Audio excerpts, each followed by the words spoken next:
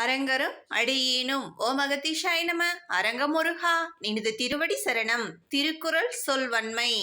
சொல்லுக சொல்லை பிரிதோர் சொல், அச்சொல்லை வெல்லுஞ்சொல் இன்மை அறிந்து.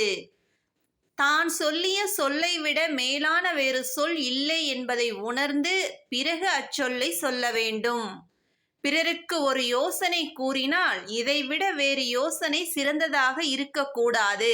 அத்தகைய சிறந்த யோசனையை கூற வேண்டும் என்ற ஆறுமுகப் பெருமானே, நாம் ஒன்றை பேசும்போது அது உண்மையாக இருந்தால் அதை வெல்ல யாராலும் முடியாது. அதனால்தான் ஞானியர்களின் உபதேசம் காலத்தால் அழியாது உள்ளது.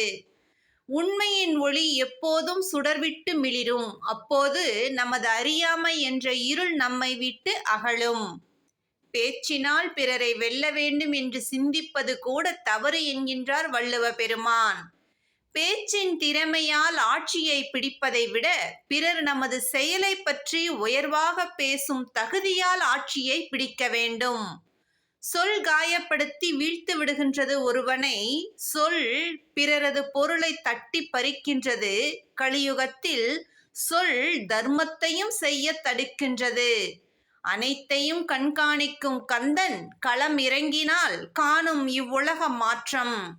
ஞானியர்களின் அருளாட்சி மிளிரும் காலம் வந்து கொண்டே உள்ளது. வரவேற்போம் மகிழ்வுடன், சத்தியத்துடன், அறத்துடன். ஓம் சரவண ஜோதியே நமோ நம. குருவின் அருளோடு பணிவான காலை வணக்கம்.